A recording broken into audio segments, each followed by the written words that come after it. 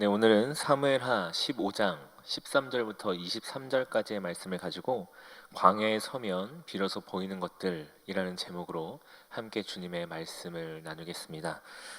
코로나가 우리 일상에 들어온 지 어느덧 8개월이 흘렀습니다.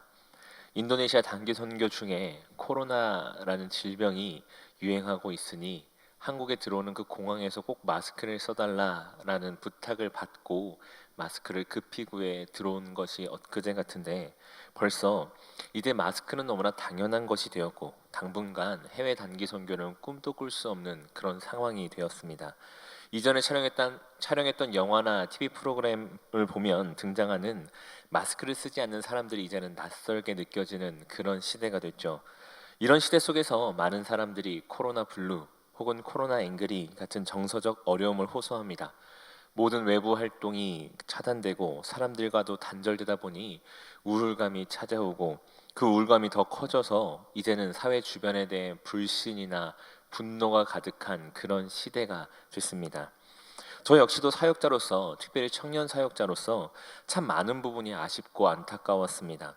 때로는 아무것도 할 수 없음에 무기력감이 찾아오기도 했고, 어떻게 하면 이 상황을 타개해 나갈까 아무리 고민해봐도 답이 없는 것 같아 답답하기도 했죠.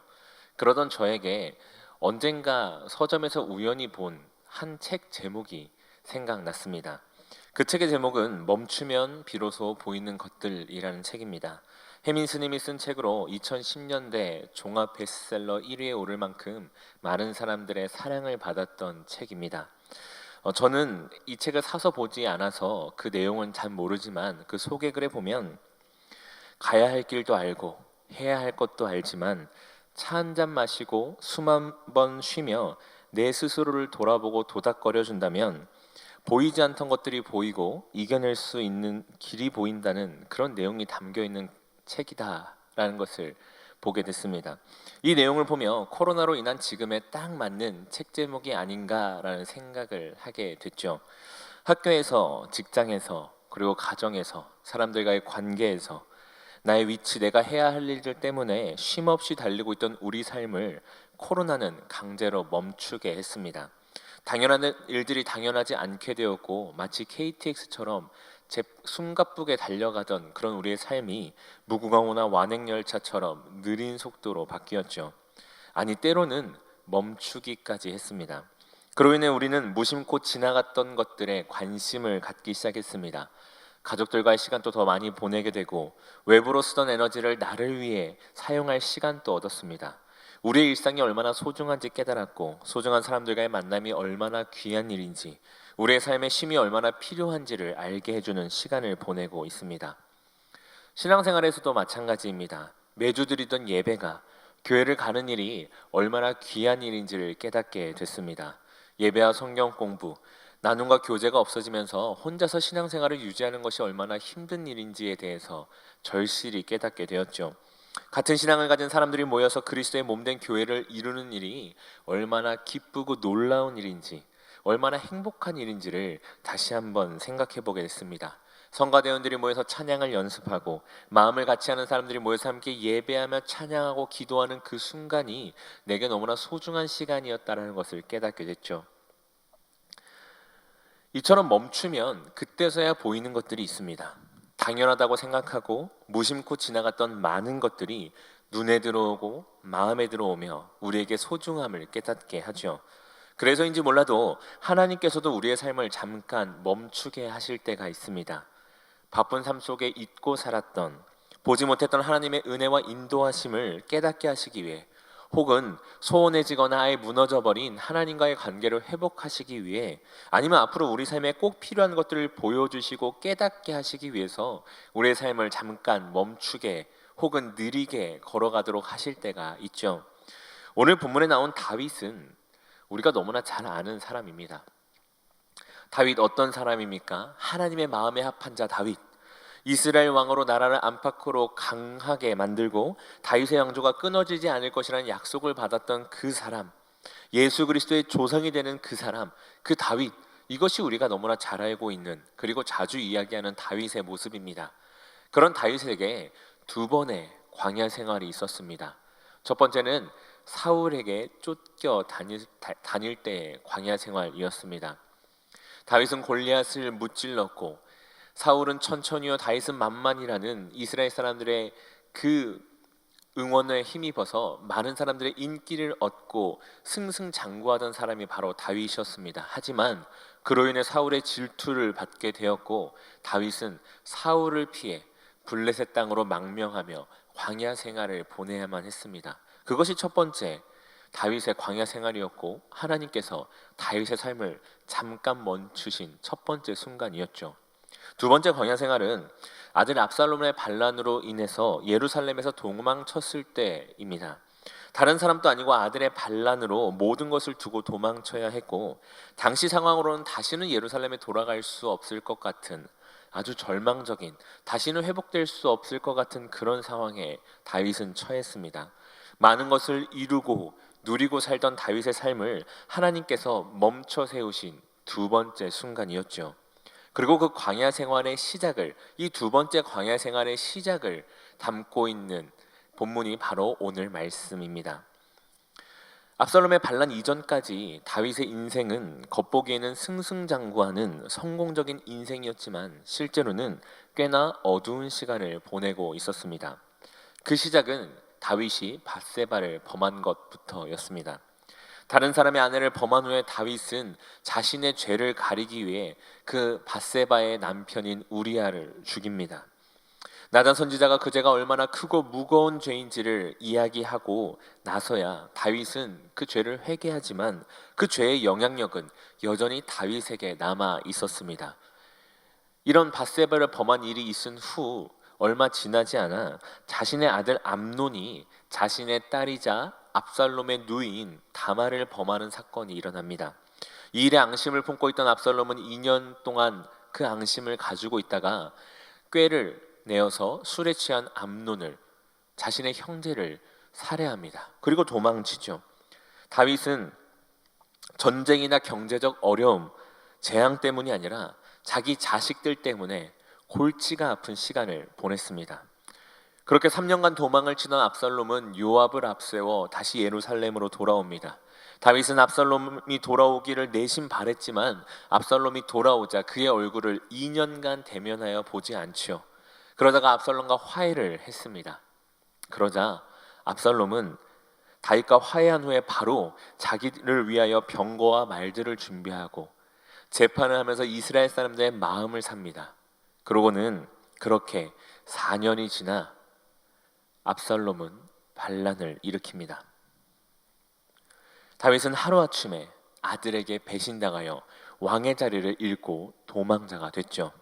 이 모든 일은 사무엘하 11장부터 오늘 본문인 사무엘하 15장 12절까지 일어난 일입니다.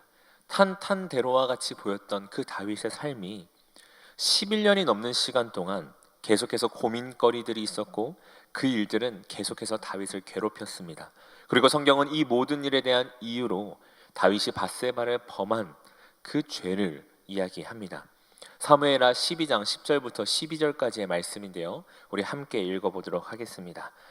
이제 내가 나를 업신여기고 햇사람 우리아의 아내를 빼앗아 내 아내로 삼았은즉 칼이 내 집에서 영원토록 떠나지 아니하리라 하셨고 여호와께서 또 이와 같이 이르시기를 보라 내가 너와 내 집에 재앙을 일으키고 내가 내 눈앞에서 내 아내를 빼앗아 내 이웃들에게 주리니 그 사람들이 내 아내들과 더불어 백주에 동침하리라. 너는 은밀히 행하였으나 나는 온 이스라엘 앞에서 백주에 이 일을 행하리라 하셨나이다 하니. 아멘. 밧세바를 범하기 이전까지의 다윗의 삶은 아무 문제가 없어 보였습니다.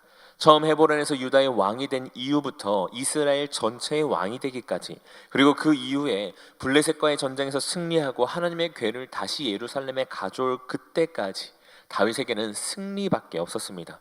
블레셋과 모압과 아람과 에돔 모두를 물리쳤고, 그런 다윗에 대해 사무엘하 8장 14절에서는 다윗이 어디로 가든지 여호와께서 이기게 하셨더라 라고 기록하고 있습니다. 그런 다윗의 삶에 죄가 들어오고선 많은 것들이 무너지기 시작했습니다. 하나님께서 다윗의 삶을 한번 멈추시기로 결정하셨고, 결국 다윗은 자신의 왕궁과 집을 다 버리고 다 잃었을 뿐 아니라 자신의 생명까지 위태로운 상황에 이르게 됐습니다. 살기 위해서는 광야로 들어가야 하는 그런 절망적인 상황에 마주하게 됐죠. 때마침 다윗이 도망치다가 멈춘 곳은 벳메르학이라는 곳입니다. 이곳은 작은 마을 혹은 집으로 추정하고 있는데 예루살렘에서 여리고로 가는 길에 있던 곳입니다. 여호수아와 이스라엘의 기쁨과 환호로 약속의 땅 가나안에 들어오던 그 길, 여리고성을 무너뜨리고 예루살렘을 향해 진군하던 그 길로 다윗은 모든 것을 잃고 도망치고 있는 것입니다. 벳메르학에서 멈춰선 다윗 그 곁으로 다윗을 따라온 사람들이 하나둘 지나갑니다. 그 중에는 그렛 사람과 블렛 사람, 왕을 따라 가드에서 온 가드 사람 600명도 있었습니다. 이들은 다 다윗이 그토록 처절하게 전멸시켰던 블렛의 족속 사람들이었습니다. 그와 동시에 그들은 다윗이 사울에게 쫓겨 블렛의 땅 시글락에 망명해 있을 때부터 다윗과 함께했던 용병들이기도 합니다. 다윗은 그들 중 한 사람인 이때를 붙잡고 이야기를 합니다. 다윗은 이때에게 자신을 따라오면 좋을 것이 하나도 없으니 자신을 따라오지 말고 새로운 왕인 압살롬에게로 가라라고 이야기를 합니다. 그러면서 은혜와 진리가 함께 있기를 축복하죠. 그런 다윗에게 이때는 이렇게 대답합니다. 오늘 본문 21절입니다. 함께 읽어보도록 하겠습니다. 이때가 왕께 대답하여 이르되 여호와의 살아계심과 내 주 왕의 살아계심으로 맹세하옵나니 진실로 내 주 왕께서 어느 곳에 계시든지 사나 죽으나 종도 그곳에 있겠나이다 하니 아멘. 얼마나 감동적인 대답입니까? 이때는 다윗이 어느 곳에 가든지 사나 죽으나 함께 있겠다고 말합니다. 자신의 말에 신뢰를 더하기 위해서 하나님의 이름으로 맹세하죠. 다윗이 다시 왕에 오를 거라는 장담할 수 없었습니다. 보장이 없었죠. 다윗이 잡히면 다윗을 따랐다는 이유 하나만으로 이때도 죽음을 당해야만 했습니다. 그럼에도 불구하고 이때의 선택은 압살롬이 아닌 다윗이었습니다. 선지자 사무엘의 기름 부음 받은 자가 어떤 의미인지, 다윗에게 하나님께서 하신 약속이 무엇인지를 잘 알고 있는 수많은 이스라엘 사람들은 다윗을 배신했을지라도 이방인인 이때만큼은, 그리고 이 600명의 용병들만큼은 다윗을 배신하지 않았습니다. 이는 다윗에게 여전히 자신을 버리지 않는 많은 사람들이 있다는 위로가 됨과 동시에 하나님께서도 다윗과 함께하고 계신다는 그 사실을 깨닫게 했습니다. 이런 이때와 다윗의 모습은 모든 것을 잃고 고향으로 돌아가기 전 며느리 룻에게 떠나라고 말하는 나오미와 그런 나오미를 따르겠다고 하나님의 이름으로 맹세했던 이방인 룻을 떠오르게 합니다. 이방인에도 불구하고 함께 하시는 하나님을 신뢰함으로 동행했던 룻과 이때의 모습은 나오미와 다윗에게 다시금 하나님의 은혜와 일하심을 깨닫게 했습니다. 시글락, 사울을 피해 자신을 원수같이 여기는 그 블레셋 땅에서 눈치 보며 망명에 살았던 힘들고 어려운 순간에 함께 하셨던 하나님께서 그때 함께했던 이때를 통해 그 하나님의 은혜를, 하나님의 인도하심을 다윗에게 다시금 생각나게 하셨고, 하나님의 궤를 예루살렘으로 가져오는 하나님께서 내 집과 내 나라가 내 앞에서 영원히 보존되고 내 왕위가 영원히 견고하리라 라고 말씀하셨던 그 약속의 말씀이 다윗에게 떠오르게 했습니다. 가장 절망적인 그 순간, 이때라는 이방인 한 사람을 통해 하나님의 일하심과 은혜를, 그리고 이 광야길도 주님의 손안에 있음을 기억하게 된 것입니다. 이렇게 다윗은 얼마 전까지만 해도 자신이 이런 처지로 이곳에 있을 것이라고 예상하지 못한 그 광야에서 전혀 예상하지 못했던 이방인의 입을 통해 이전에 광야에서 하나님께서 베푸셨던 일들을 떠올렸고, 지금 또 자신에게 베풀어지고 있는 하나님의 은혜를 마주했습니다. 사실 다윗은 압살롬의 반역을, 자신이 밧세바를 범해서 일어난 하나님의 징계라는 그 사실을 이미 받아들였습니다. 이는 뒤에 다윗이 다시 압살롬의 반역을 정리하는 과정 전체를 통해 우리는 알 수 있죠. 하지만 자신에게 찾아온 징계를 인정했다고 해서 광야로 가는 이 길과 그 모든 과정이 손쉽게 받아들여지고 지나가지는 그런 과정은 아니었습니다. 자신의 죄와 어리석은 선택들을 돌아봐야 했고, 수많은 사람들의 비난과 배신도 그대로 감내해야 했습니다. 가정이 깨졌고 모든 것을 포기하고 잃어야만 했죠. 하지만 다윗은 또한 지금 이 광야의 순간이 단순히 징계의 시간이거나 자신의 삶이 멈추고 파괴되며 잃기만 하는 시간이 아니라는 사실도 잘 알고 있었습니다. 하나님과 자신의 관계를 살피며 무엇을 바라보고 의지해야 하는지, 어떻게 해야 하나님과의 관계를 회복할 수 있는지를 고민하는 그 어느 것보다 하나님의 사랑과 은혜를 깊이 경험하는 장소요, 그 순간이 바로 이 광야임을 알고 있었습니다. 지금 다윗이 집중해야 할 것은 왕위를 잃고 말고의 문제가 아니라, 가정이 깨지고 말고의 문제가 아니라 하나님과의 관계임을 너무나 잘 알고 있었죠. 그리고 그 사실을 성경은 사무엘하 17장 14절에서 여호와께서 압살롬에게 화를 내리려 하사라고 기록하며 우리에게도 알려주고 있습니다. 우리 눈에 실패처럼 보이고 그 삶이 멈추거나 혹은 뒤로 물러나는 것처럼 보이는 그 광야의 시간이 하나님께서 다윗을 벌하시려고 하는 것이 아니라, 하나님께서 다윗에게 그 왕위를 뺏으시고 다윗을 고통의 순간으로 내던져버리시는 그 시간이 아니라 다윗을 회복시키려고 준비하신 시간이라는 것을 우리는 알 수 있습니다. 철저히 다윗을 위해 하나님께서 준비하신 시간임을 우리는 알 수 있죠. 하나님은 다윗에게 광야의 시간을 허락하셔서 그 삶의 걸음을 잠깐 멈추게 하셨고 스스로 돌아보게 하셨으며, 달려갈 때는 보지 못했던 것들을 통해 하나님의 은혜와 일하심을 보여주셨고, 죄로 인해 멀어진 하나님과의 관계를 회복시키셨습니다. 모든 것이 다윗에게 딱 맞춰진 맞춤 코스였던 것이죠. 이는 우리의 삶도 마찬가지입니다. 우리도 살다 보면 때로는 이해가 되지 않는 시간과 때에 이해가 되지 않는 이유로 열심히 달려가던 삶을 멈춰야 할 때가 있습니다. 흔히 광야라고 부르는 이 시간은 우리의 마음을 낙심하게도 하고, 혹시나 내가 하나님 앞에 다시는 회복될 수 없는 그런 죄를 짓지 않았을까 두려워하게도 하며, 때로는 신앙의 길을 포기하고 싶어지게 만들기도 하죠. 하지만 우리 삶의 광야는 철저히 하나님께서 나를 위해 준비하시고 허락하신 시간입니다. 내가 보지 못하고 듣지 못했던 것들, 내가 무심코 빠르게 지나쳐버렸던 모든 것들을 통해 하나님의 은혜를 발견하게 하시는 그 시간이 이 광야 시간입니다. 세상에서 내가 하나씩 하나씩 만들고 세워가는 것들 틈에서 무너져버렸던 하나님과의 관계를 다시 회복하고 세우는 시간이고, 당연하다고 생각해서 하나씩 뒤로 미루고 쉽게 넘겼던 하나님의 은혜들을, 하나님의 일하심들을, 감사의 제목들을 다시 꺼내보고 감사하며 깊이 묵상하고 예배하는 시간이 이 광야의 시간입니다. 이미 예수 그리스도로 말미암아 모든 정죄하면서 해방된 우리에겐 어떤 정죄도 남아있지 않습니다. 다만 회복만이, 그리고 은혜만이 우리를 기다리고 있죠.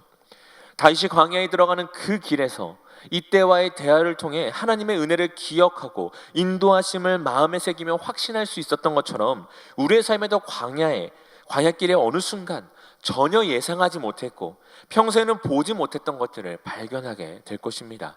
그리고 그것을 통해 하나님은 여전히 내 삶에 일하고 계심을, 여전히 그 크고 놀라신 사랑과 은혜로 내 삶을 안아주고 계심을, 인도하고 계심을 우리에게 말씀하고 계시죠.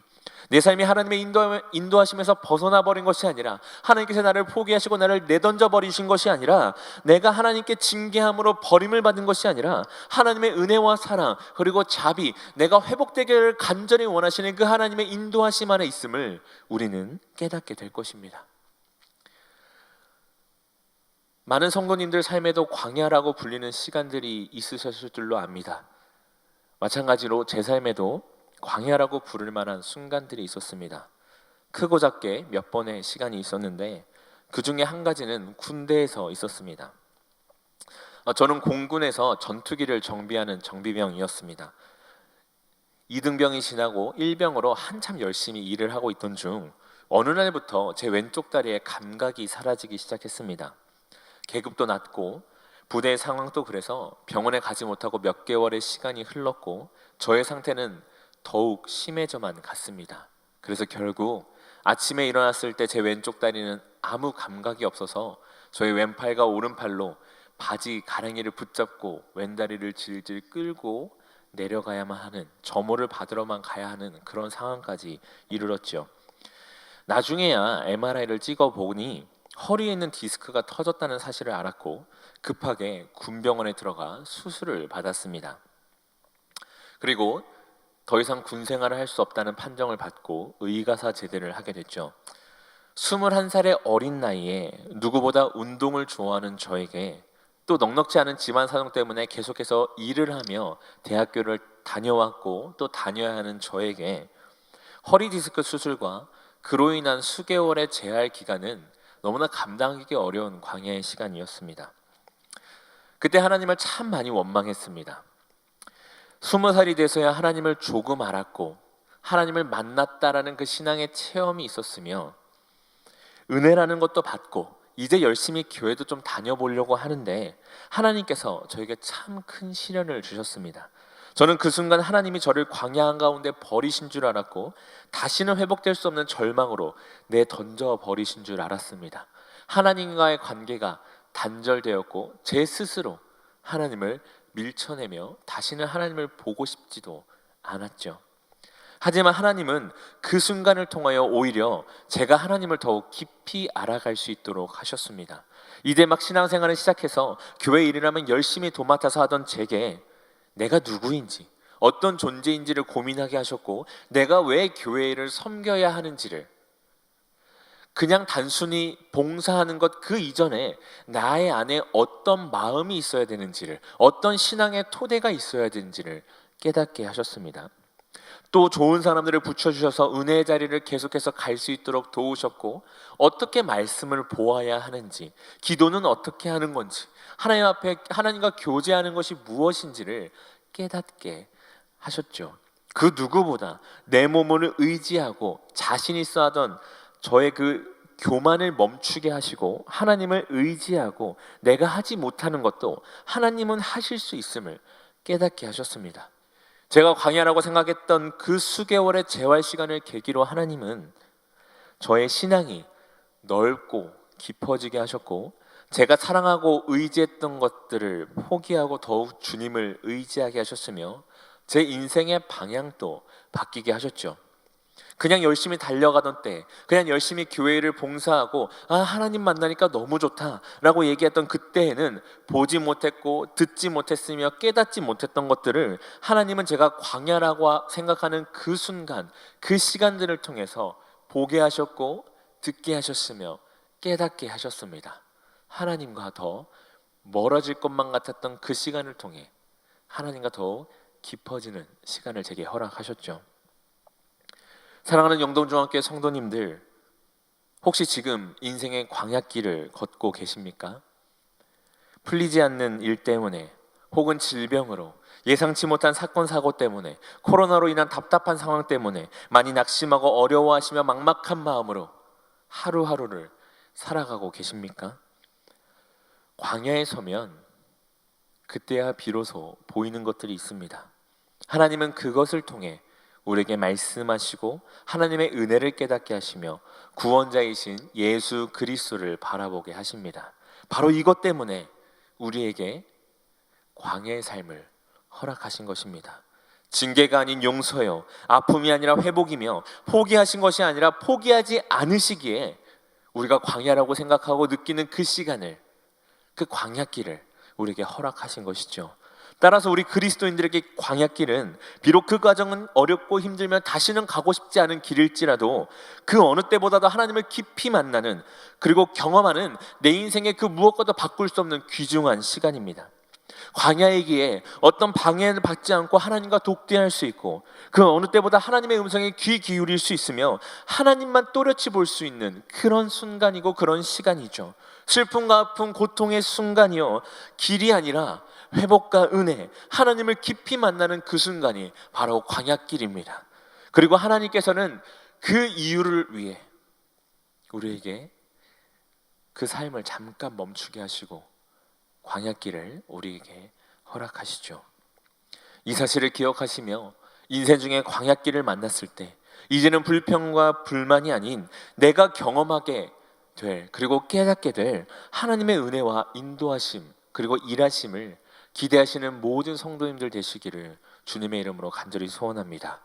열심히 걷던 걸음을 멈추고 잠시 숨을 고르고 고개를 들면 비로소 보이는 그 하나님의 손길들을 통해 더욱 깊고 흔들리지 않는 믿음의 사람 되시기를, 그래서 그 광야길이 너무나 고통스럽고 힘든 순간이었노라고, 다시는 쳐다보고 생각도 하기 싫은 시간이었노라고 고백하는 것이 아니라, 아, 내가 그 길을 통해 하나님을 깊이 만났노라고, 하나님께서 나를 버리셨고 아무것도 보이지 않는 그런 것 같았던 그 길 속에서 하나님은 여전히 내 손을 잡고 계셨고, 하나님은 여전히 내게 말씀하고 계셨으며, 하나님은 여전히 나와 함께 계셨노라고,